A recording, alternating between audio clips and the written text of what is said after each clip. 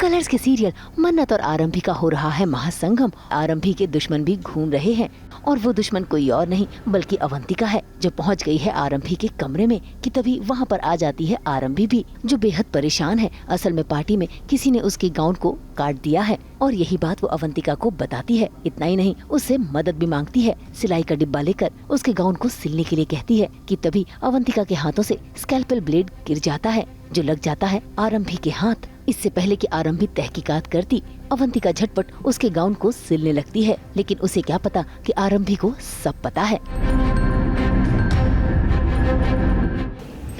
ठीक हो गया तुम्हारा ड्रेस।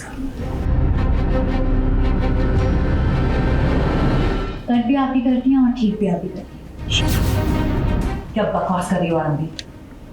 मैं क्यों काटूंगी तुम्हारा ड्रेस? ड्रेस?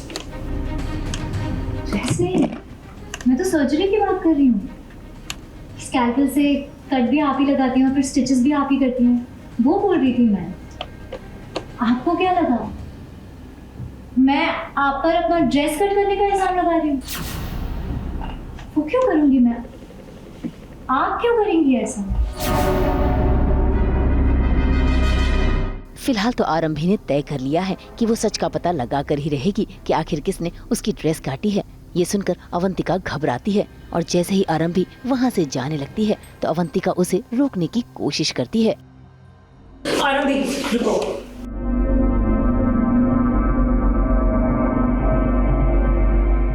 प्लीज प्लीज कुछ मत करना।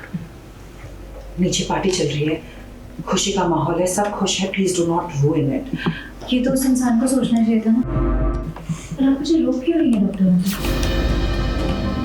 वैसे कह तो रही हैं आपकी फैमिली है, लेकिन है तो आप मेहमान।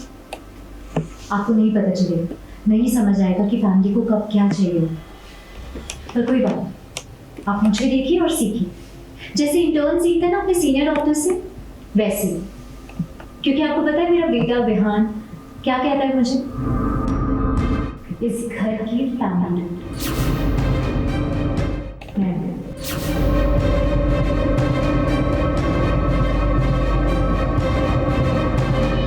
सब यहीं बता दूंगी तो लोग क्या देखेंगे, तो मैं ज़्यादा स्पॉइलर तो नहीं बताऊंगी, बट मैं ये बताना चाहूँगी कि इस कॉकटेल पार्टी में बहुत सारा धमाका होने वाला है और अवंतिका क्या करने वाली है, इसके लिए आपको ये शो देखना पड़ेगा।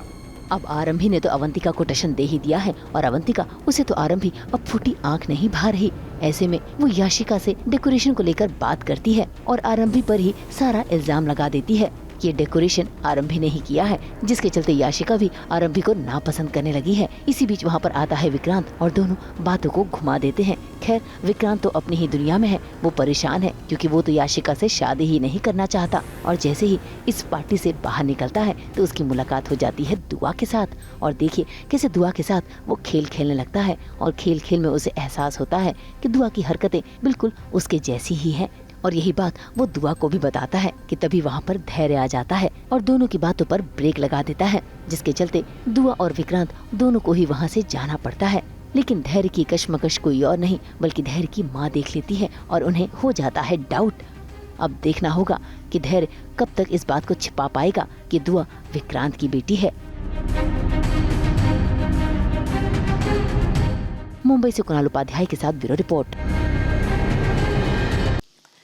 हैप्पी संडे आप सभी को। हम तो इसी तरह लेकर आते हैं आपकी ज़िंदगी में 24/7 एंटरटेनमेंट की गुड न्यूज़। तो अगर आपको ये वीडियो पसंद आया है, आप इसे लाइक करें, कमेंट देके अपनी राय ज़रूर दें। ऐसे ही एक्सक्लूसिव कंटेंट के लिए हमारे चैनल को सब्सक्राइब ज़रूर करें। अगर आप ये वीडियो फेसबुक पर देख रहे हैं तो हमारे फेसबुक पेज को भी लाइक करें। नाम तो आप सब जानते ही हैं, सास बहू और बेटियाँ, जहाँ हम लेकर आते हैं आपके लिए एंटरटेनमेंट अनलिमिटेड।